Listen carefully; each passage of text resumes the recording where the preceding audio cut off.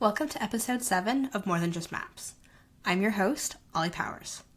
This podcast was created with the intent to help anyone in the GIS field get from where they are now to where they want to be that your first job, a career move, or just improving your GIS game overall.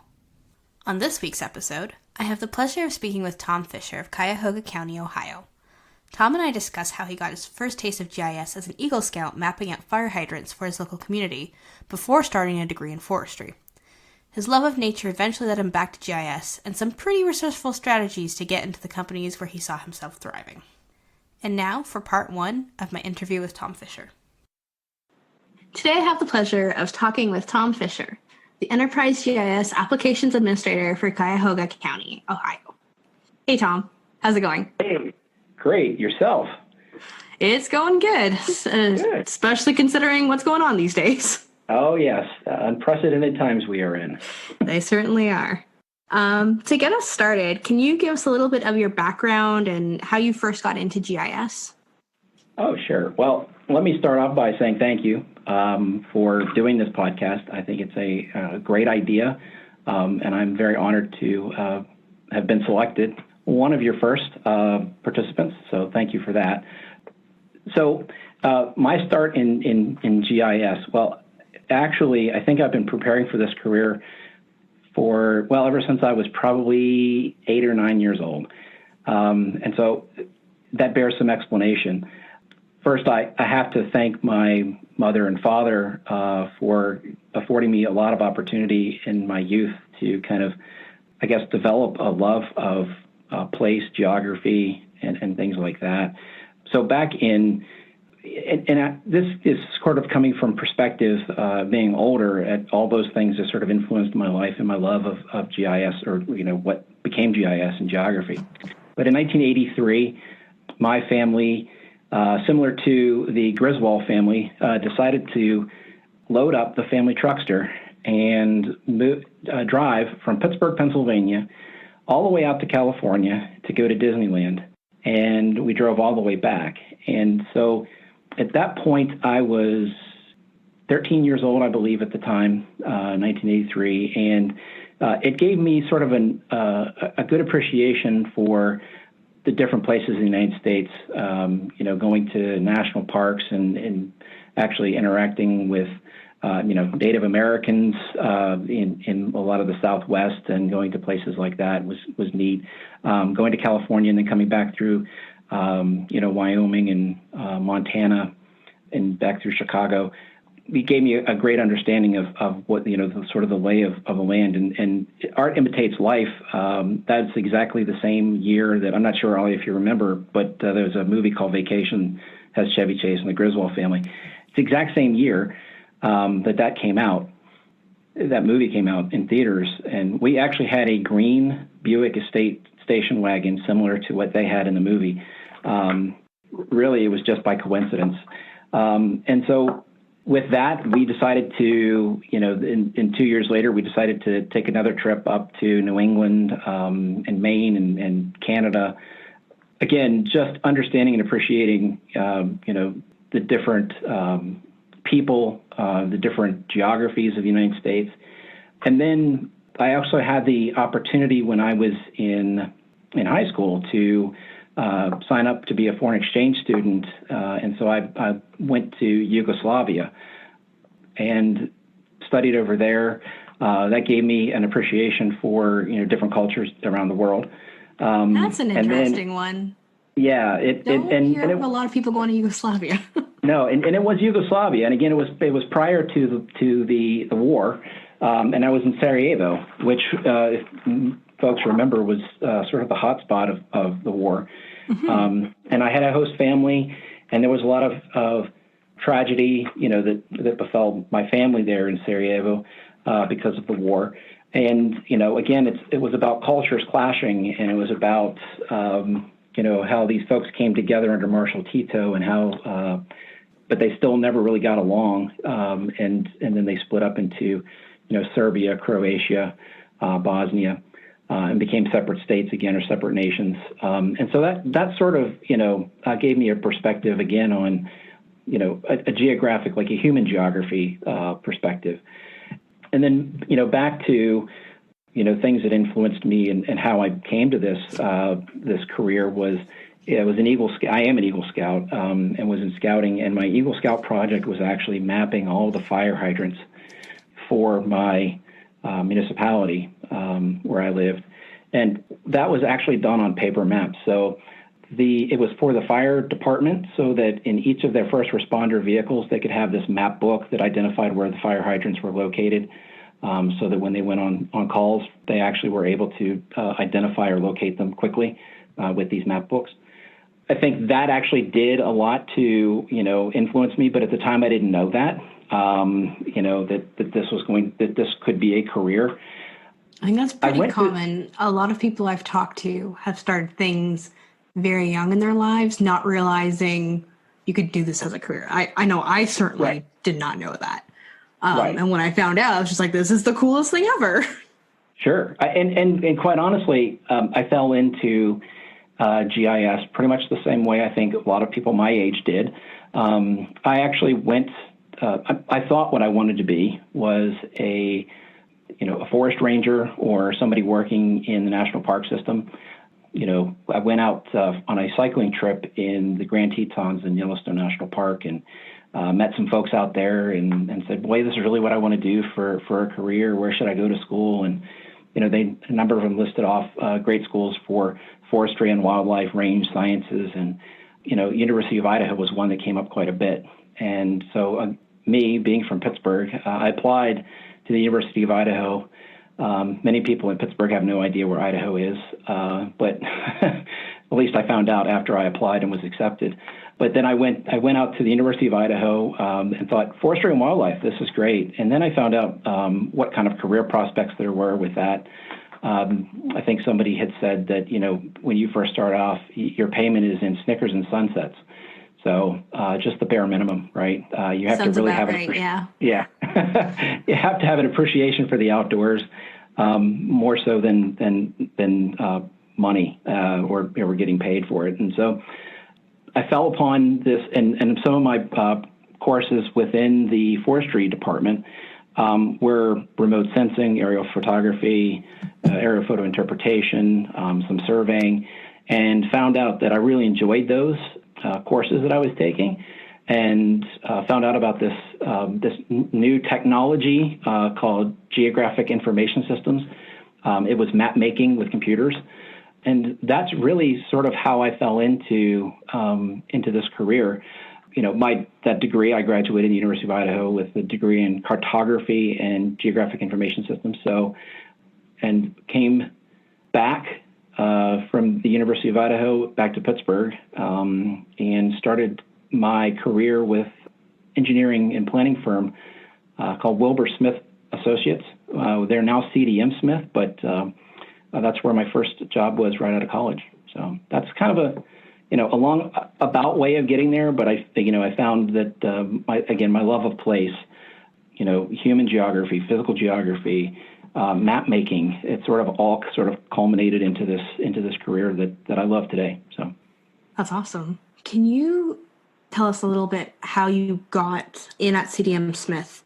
Was it right after you had finished school, or was it a couple years later? How did that go about? Because I know a big thing these days for people who are graduating, they just don't even know how to get their first job. So this is something I definitely want to give them the keys to, is here's how to get your first job, especially when you don't have experience in the field, because everyone wants you to have 2 to 5 years of experience for that entry-level job. Absolutely. No, and so I have to tell you that my first job offer out of college was with the Boise National Forest, interestingly enough, doing cartography and GIS. And so I had actually accepted that position, but still was looking in the Pittsburgh area aggressively, not in the normal channels. What I was doing was going and finding engineering firms and planning firms and actually making cold calls. I was calling to network and say, hey, I'm a fresh GIS graduate from college with a GIS degree in cartography and GIS, and I'd just love to come down and see your operations and see what you guys are working on. And A few people were very suspect about that, but I did have the opportunity. I called CDM Smith, who actually was Wilbur Smith at the time, and they said, "Well, come on down, sure, and let's talk, and bring your resume too." And I said, "Sure, fine." I went down and talked, and before I did with them, and as I did with all of the people that I went, I learned a little bit more about the company, what their current big projects were, and where they were. What kind of areas that they were working in like the spatial sciences and GIS, to be a planning or engineering and that type of thing. And so I went in there sort of with some knowledge of what they did. It ended up that there was a project that this office was starting with the Ohio Department of Transportation. It's called Origin Destination Studies, which actually required a lot of field work, collecting information about where cars were starting their trips and where they were ending their trips on the day. It was tough work. It was my foot in the door, but I'll tell you what it did was, and it really wasn't doing a lot of mapping to begin with. It was going out and doing data collection. The mapping was to come later. Actually collecting the data, you learned a lot about data integrity, maintenance of data, making sure that, you don't lose the data, checking it for accuracy, veracity, that type of thing. Or corrupt, and I'm saying corrupt in like air quotes because I'm guessing this was paper collection at the time. Right, it was completely paper collection. It was, we had clipboards and pieces of paper, and we were stopping cars on the road in 98-degree temperatures and asking questions. And it was tough. I mean, it really was. And we were doing traffic counts to figure out what the annual average daily traffic was. What that did, all that data collection helped us to do modeling, right, of traffic flows to understand how to project future expansion of roadways. And so when we got back with all of this data, then we started to map it, right? And my career actually started, I was using MapInfo. All through college, I was using ArcInfo, command line, Unix, workstation. The stories that you hear about the beginnings of GIS and how brutal it was.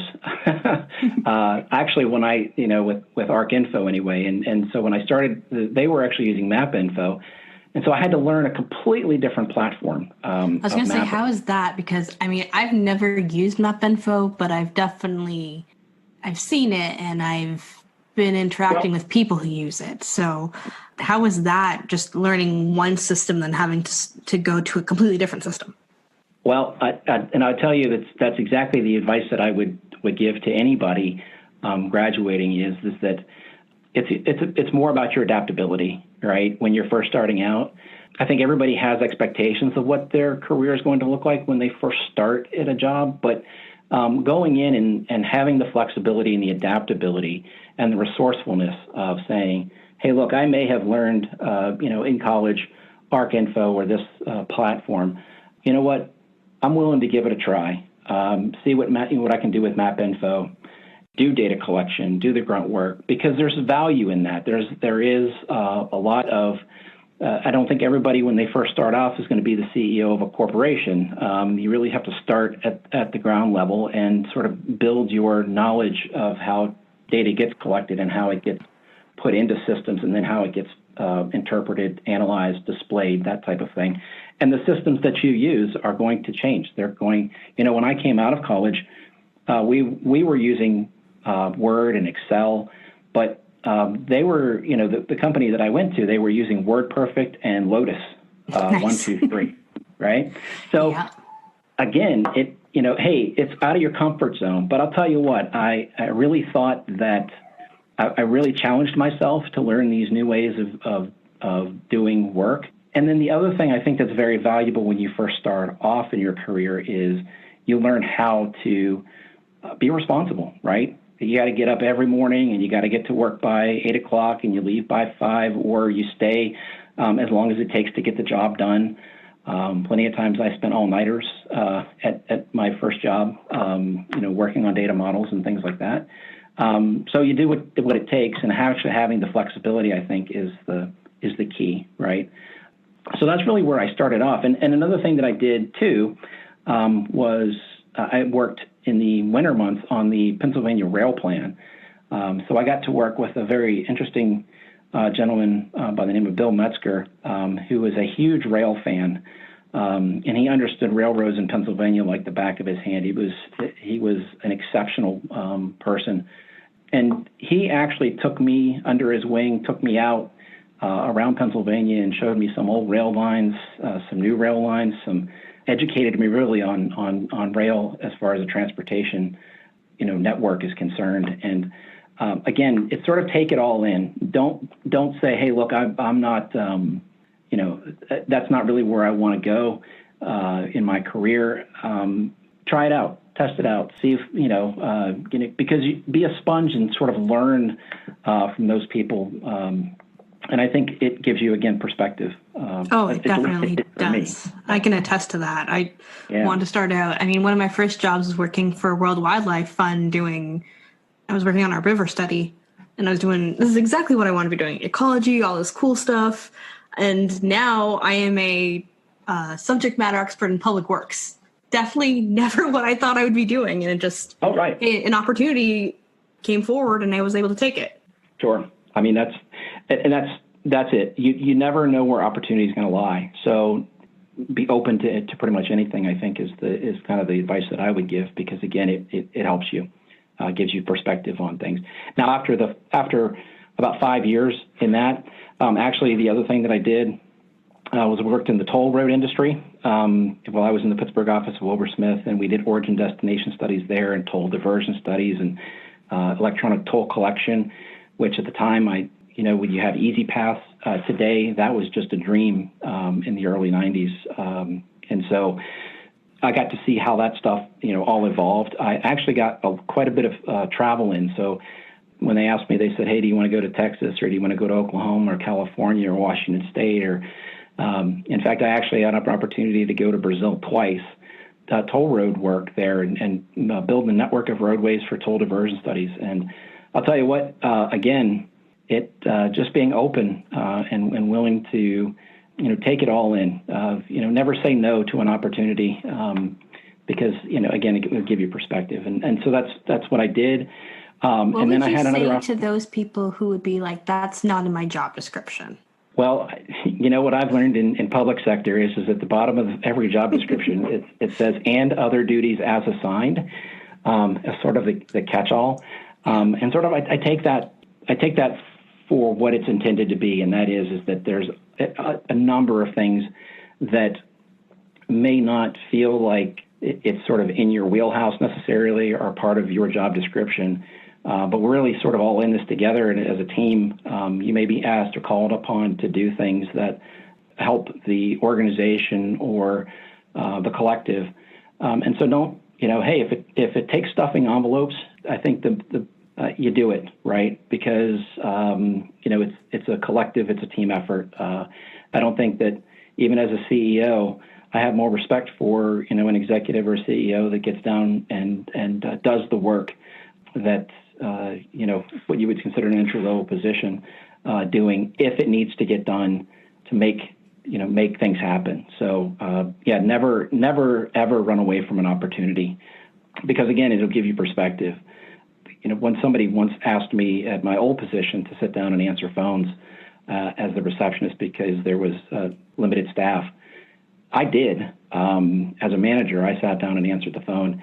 And I'll tell you what, it gave me definitely a perspective on the way the other parts of the organization were run, what kinds of calls that they get, questions that they get, that type of thing. And so, again, it gave me a perspective that I would never have otherwise had if I hadn't sat down and taken that phone call or taken phone calls for the organization. So, don't shy away from that sort of thing. It also shows you a willingness to, be all in and be a participant.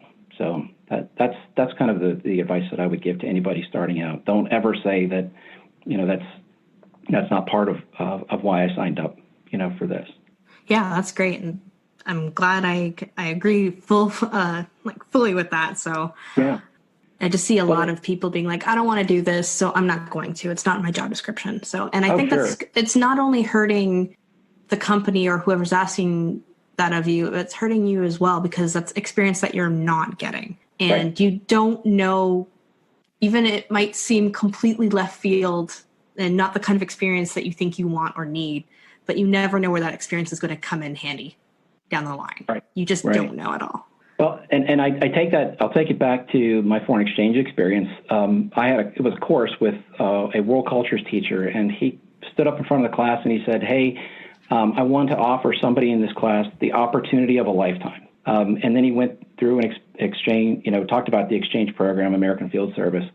And that was one day I took that home and said to my mom and dad that, hey, I'd really like to experience something new and different, out of my comfort zone. And my mom and dad were very supportive of that. So I went back into that teacher the next day and said, hey, I want the experience of a lifetime.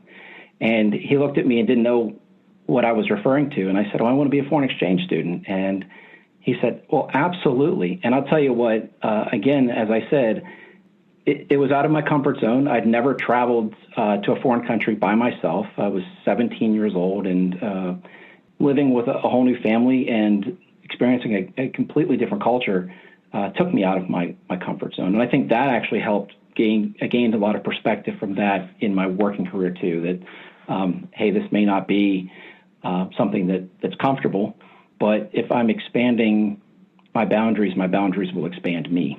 What do you think about doing hard things? Somebody asks you to do something and it's hard and it's hard. And what is your view on pushing through that and getting it done? I will tell you, as a manager, I ask my employees to challenge themselves. And the way I look at that is that, hey, this may not be something that you've ever done, but be resourceful, right? Go out there, be tenacious, ask questions, let me guide you if I can or when I can. Because again, like this coronavirus a pandemic that we're currently experiencing right now, this has really put everybody out of their comfort zone, right? And so my team is out there exploring this new technologies with Esri and standing up a hub site and, applications and things that we've never had to actually implement before, but they're pushing themselves to get this done, right? On the other side of this, they're going to have so much knowledge that was sort of thrust upon them and they had to adapt to it, as well as me, that I think that the county actually, if you want to look at a silver lining or a glass half full perspective on the whole thing is that coming out on the other side, we're going to have a lot of skills and a lot of capabilities that we didn't have prior to, the coronavirus. And I think that's going to help, boost the county considerably because we've kind of stepped out of that comfort zone and we've done things that essentially were hard, right? That's what I tell my young professionals as well is that, try. I will never fault you for trying, and we can sit down and we can figure it out together. What I don't want is somebody to say, no, I don't feel comfortable with that. I really don't want to do that because that's just laziness, quite honestly. It's just that, anything's possible with enough time and resources and money. We don't necessarily have that, luxuries of that, but it doesn't hurt to try, right? It's like Google, they say, if you fail quickly, get up, brush yourself off because you've actually learned something from failing. Thanks for tuning in to this week's episode. Join us again in a couple of weeks for part 2, where we talk about evolving GIS technology, nonprofits, and how knowing your audience is one of the most important things in any industry.